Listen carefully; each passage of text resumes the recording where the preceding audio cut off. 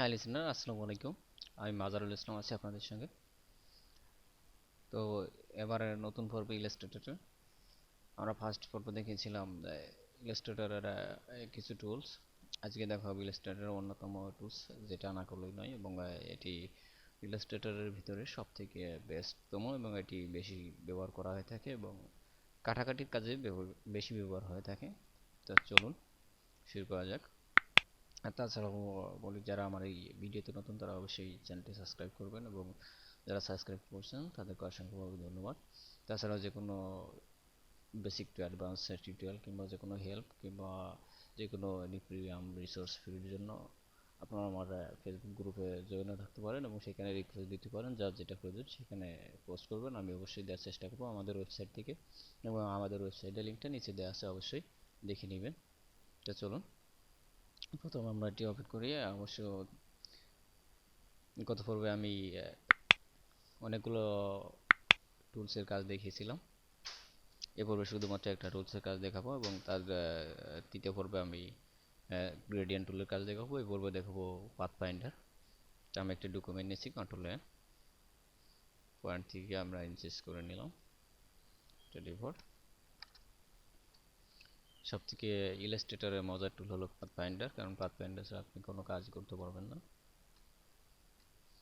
তো পাথফাইন্ডারের কাজ দেখানোর জন্য আগে আমাদের কিছু এলিমেন্ট বা অর্নামেন্ট কিংবা শেপ নিয়ে নিতে হবে। তো আমি একটা শেপ নিয়ে নিচ্ছি এবং এটি স্টক চেঞ্জ করে দিচ্ছি, এবং আরেকটি নিয়ে নিচ্ছি। পাশাপাশি অল্টার ধরে ক্লিক করলাম, এটি কালার চেঞ্জ করে দিচ্ছি।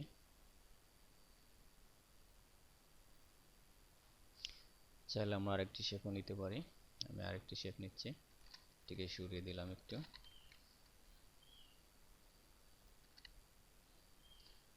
যখন কোথাও কোনো শেপ দিবেন, যদি মনে করেন আমি শেপটা ধরে সরাবো, তাহলে অবশ্যই স্পেস ধরে আপনি টান দিবেন, দেখবেন যে সরে যাচ্ছে। আবার যদি এক্স্যাক্টলি রাইট পয়েন্টে নিতে চান, তাহলে শিফট এবং অল্টার ধরে চেপে ধরে কাজ করবেন, তাহলে দেখবেন যে ওইটা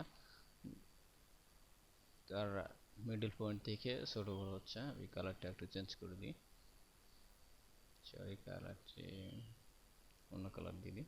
না, এখন কথা হচ্ছে, যদি পাথফাইন্ডার টুল আপনাদের এখানে না থাকে তা অবশ্যই নিয়ে আসবেন উইন্ডোজ থেকে পাথফাইন্ডার। এখানে আমি চাচ্ছি পাথফাইন্ডার, এখানে টুলস আছে কিছু, এবং সেগুলো দেখে নেবেন। তো আমি এক এক করে দেখাবো। আমি চাচ্ছি কি এটাকে যোগ করতে, এটাকে আপনি কিভাবে যোগ করবেন। আমি চাচ্ছি এই দুইটা একই মাপের হবে। তার জন্য আপনাকে কি করতে হতে পারে, আপনি যদি ম্যানুয়ালি করেন এটার জন্য আপনার সময় সাপেক্ষ ব্যাপার। তার জন্য আপনি কি করতে পারেন, জাস্ট দুটাকে ধরবেন, এবং যখন ইউনিট করে দেবেন, অর্থাৎ প্লাস যখন ইউনিট করে দেবেন, তখন এটি ফন্টের কালার থেকে পিছনে যেটি আছে, অর্থাৎ ব্যাক এজ যেটা আছে ওইটার কালার একই হয়ে যাবে। আমি ক্লিক করলাম, আমার সেম একটা শেপ হয়ে গেল। আপনি চাইলে এই কাজটি অন্য কিছুতে করতে পারেন। জাস্ট দুইটাকে ধরবেন, এবং এইখানে শেপ বিল্ডার টুলস আছে, এটিকে ধরে এটার সঙ্গে ছেড়ে দিবেন, দেখবেন যে এটি কালার হয়ে গেছে, এবং চাইলে আপনি পরবর্তীতে কালার চেঞ্জ করে নিতে পারেন। জাস্ট আমি কি এটিকে আবার একটু বেঁকে নিয়ে আসলাম। এখন আমি চাচ্ছি কি এটাকে মাইনাস করতে, অর্থাৎ আমি এখান থেকে এটা মাইনাস করব।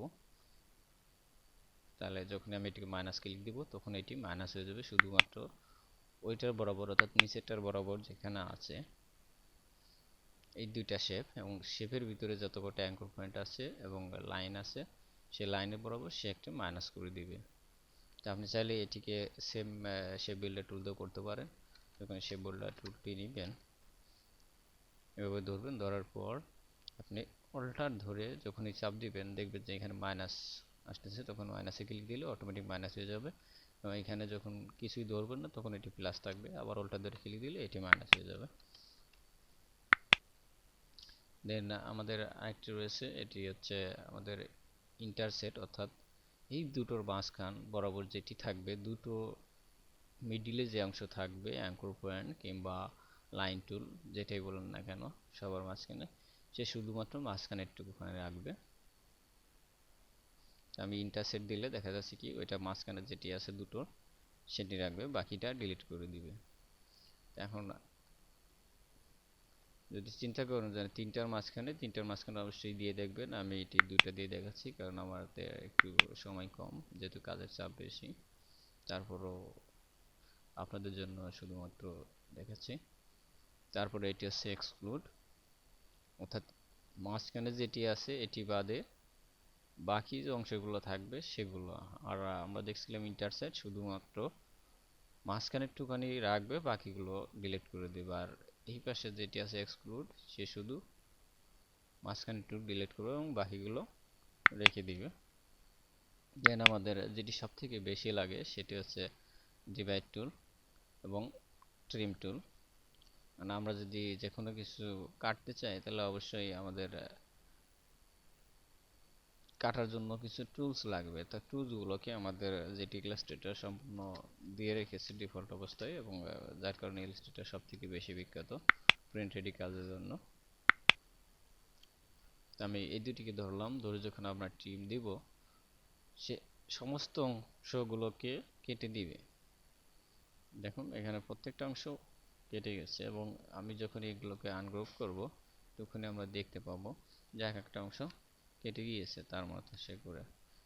এগুলো কাটার কারণ সে প্রত্যেকটা অ্যাঙ্কর পয়েন্ট, অর্থাৎ এই যে যে শেপটা ছিল এর তল দিয়ে কিছু অ্যাঙ্কর পয়েন্ট আছে, এবং এটারও সেম একই অবস্থা, কিছু অ্যাঙ্কর পয়েন্ট আছে এবং লাইন আছে যেটাকে বলা শেপ, যার কারণে সে এটাকে ডিভাইড করে দিয়েছে। আমরা ডিভাইড ক্লিক করছিলাম যার কারণে ডিভাইড হচ্ছে, যদি আমরা ক্লিক না করতাম তাহলে অবশ্যই ডিভাইড হতো না। এখন আমরা চাচ্ছি এটাকে আমাদের নিজস্ব মতো কালার দিতে, আপনি চাইলে কালার করে নিতে পারবেন এখান থেকে আপনার মন ইচ্ছা অনুযায়ী।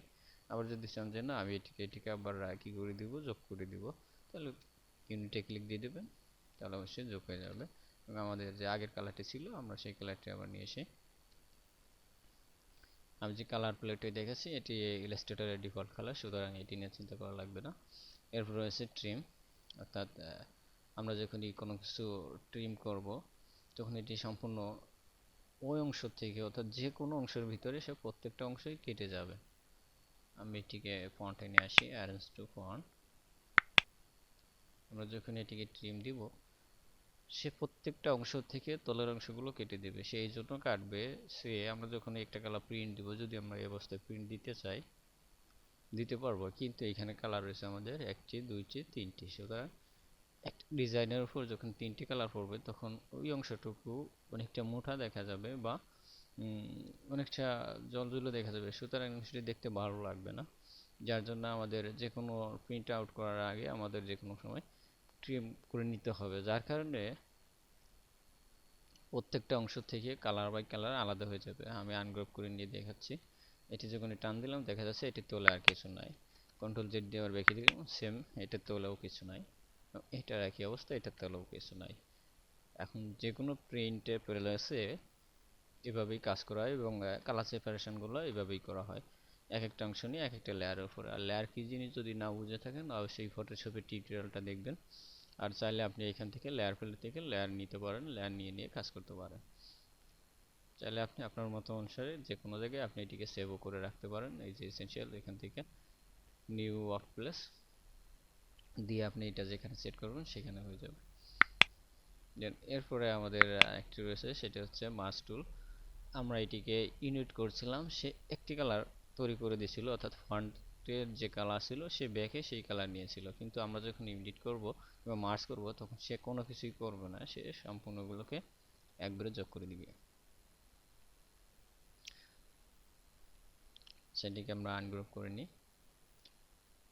এখন হচ্ছে আমাদের ক্রপ টুল। সে ক্রপ টুল সব কিছুই থাকবে, সে শুধুমাত্র ফন্টের যে অংশটুকু আছে ওই অংশটাকে তৈরি করবে ওইগুলো থেকে, অর্থাৎ নিচেরগুলো থেকে মাইনাস করে। আর আমাদের এই পাশে আরেকটি রয়েছে, সেটি হচ্ছে আউটলাইন। সে সবই থাকবে, সে শুধুমাত্র অ্যাঙ্কর পয়েন্টের যে আউটলাইনগুলো সে আউটলাইন তৈরি করে দিবে, যেটি আমরা এক ক্লিকে করে নিতে পারি। আর যদি আমরা ম্যানুয়ালি করতে চাই এটি করতে আমাদের যথেষ্ট সময়ের প্রয়োজন আছে। আর এরপর রয়েছে মাইনাস ব্যাক। এখন আমরা দেখছিলাম মাইনাস ফন্ট, যেটি কিনা ফন্টের থেকে মাইনাস হয়েছিল, আর এটি দেখো মাইনাস ব্যাক, অর্থাৎ ব্যাকে যে কালারটি থাকবে মাইনাস থেকে সেটি কালার নিয়ে নিব, অর্থাৎ ব্যাক।